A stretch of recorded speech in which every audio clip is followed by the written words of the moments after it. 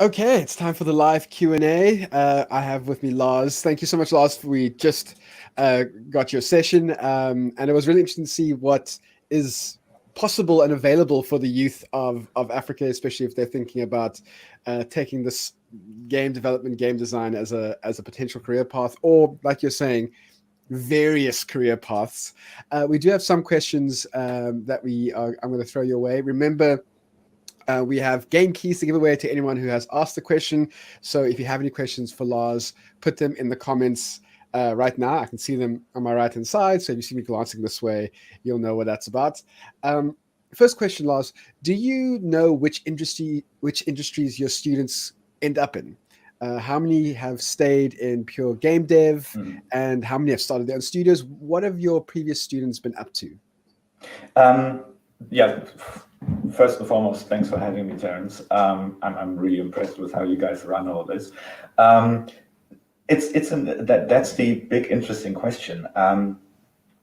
Funny enough, like some of the first guys that that finished like 7 years ago, 6, 7 years ago, yeah, specializing in 3D modeling, ended up in dental labs, because that was the early days of when they changed to 3D printing, and all of a sudden, like, your guys are running somewhere in the medical field, and I got concerned. It's like, did I teach them the right thing, or do we have like old grannies running around with orc teeth at some point, because they get too creative? But in game dev, yes, funny enough, a lot of these guys that end up in game dev work for educational game publishers and stay there. They really love it because it's purpose-driven game development. Some of them are freelancing, but they develop like casual games or games with a specific purpose for companies and games for marketing or advertising. But they do quite a lot of diverse projects, like AR, VR projects for very different purposes. And some of them, of course, do 2 projects and then have to find another job in the industry because they don't make the money back that they expected to make. But some also stay on and even move abroad. We had those cases, yeah. You were talking earlier about the T-shaped learning that they have to take up, where they start off with very broad, kind of all the aspects of the industry, and then they specialize. Yes. One of the things you mentioned is so that they can communicate better with everyone else that they would be having to work with. But one of my questions was, at what point would someone go, right, I've done enough of the general stuff, now it's time for me to specialize? At what point in their studying would that happen? Given that we have a 1-year course, this is a 1-year course. So I developed a similar course for a German company, for a German school, sorry. And that was a 3-year education. So yeah, we had to do several other things with them due to how German education works.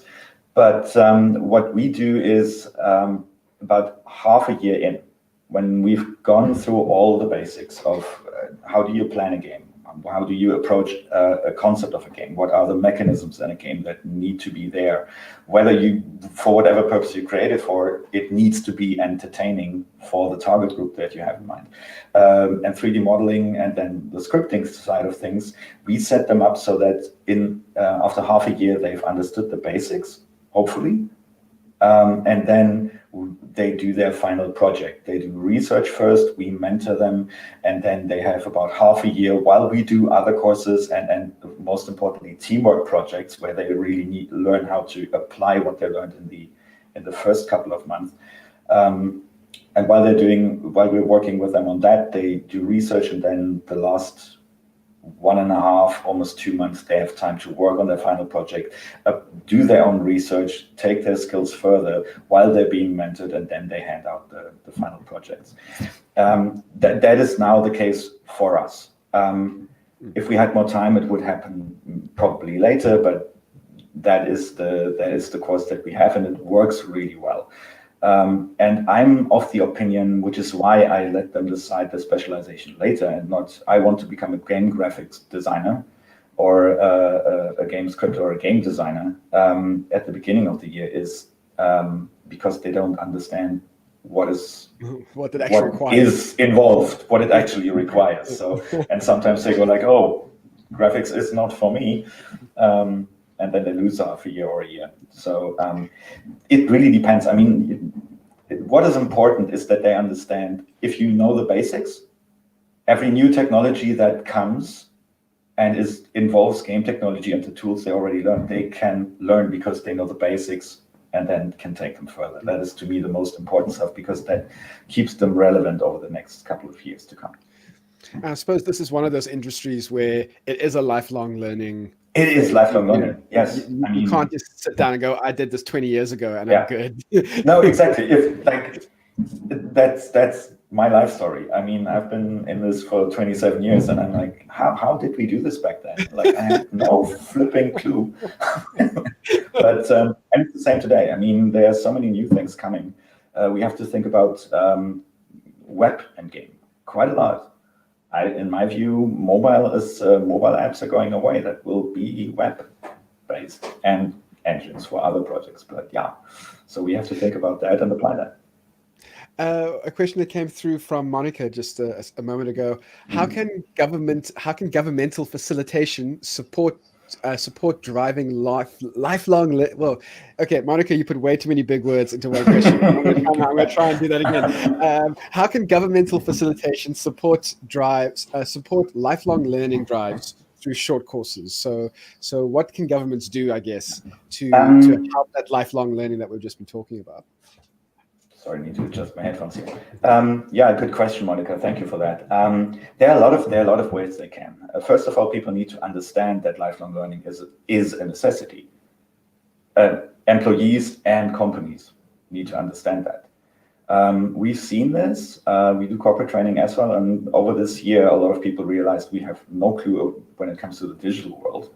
So we need to upskill our employees, and luckily, the guys can support that if the company is big enough. There is CETA. CETA does help with that, or the different branches of CETA. But for instance, those projects are quite a hassle to deal with for most schools because of the bureaucracy involved. It should be simpler to get courses accredited for the CETA programs, because I think a lot of schools shy away from that, and it should be communicated to companies. I mean, we do that because obviously our guys need to sell our courses and make them available. The companies should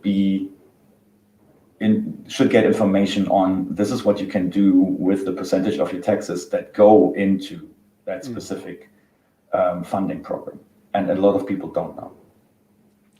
So I mean, just the programs that do exist already, we just need more information about those. Yes, but also, more programs and access needs to be made simpler. But as I said, like a lot of people think once they have their degree from a school, they've learned everything there is and do not upskill themselves.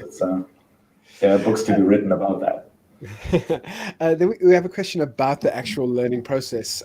With more institutions using gamification for learning, do you believe that this will become the standard? And if it is, are the youth at risk during this transition period because they have to deal with fragmented learning? It's a big question. Yeah. Do you have an hour? No, there are a couple of aspects to that. I mean, we've developed, me and my team back then in Germany, we developed our first mathematics game for 6 to 8-year-olds in 2006, and we tried to get it into German schools. Forget about that one, especially not in 2006, because of teachers thinking they would be replaced and other like prejudice-based decisions. Right now, I can see they will become more relevant tools. Games will become, and they're becoming more relevant tools as we speak. Whether it's AR or you do a field trip in time to ancient Rome in VR, the problem is, especially in Africa, we have to make the technology available. if we make the technology available, teachers and kids will understand, oh, this is actually a good way to improve learning, not replace teachers, not replace textbooks. That cannot be the goal. I mean, we run into a situation where kids now have to learn and digest far more information than I did when I was at school. So we have to find ways to teach certain basics in a different way and more effective way, and I think games can help with that, and then focus on some other more relevant stuff in theory and via textbooks. But it is a massive question that, in my view, is not discussed enough in the educational field, and I'm coming from the educational field study-wise. Well, I get a sense that there's a lot more behind that answer, and there's a lot more to discuss there. So, I could tell you stories, as I said. I could take an hour on that stuff alone. Yeah. So the person who asked that question, Zane, get hold of Lars. He put all of his emails, all his contact details in the session. Also get hold of him through the absolutely. Session. Thanks, Terence. I'm like, see this as an invitation to anyone out there. If you want to discuss stuff with me, I have a lot to learn. I think I can learn a lot from you guys. So I'm happy to discuss this stuff, like, over whiskey, beer, and anything else. Brilliant. Lars, thank you so much for your time. Thank you so much for the information and the session you just gave us. We have 15 minutes before the next session, so use the opportunity to maybe drop Lars an email or get hold of anyone else that you might be connected with or wanting to connect with during the last few hours of Africa Games Week. All right, so we have 15 minutes for the next session. We'll see you then. Great. Thanks, Terence. Thank you for hosting me. And thank you for everyone thanks to everyone for attending and having good questions for me. Thank you. Thanks a lot. Enjoy the rest of African Games Week. Bye.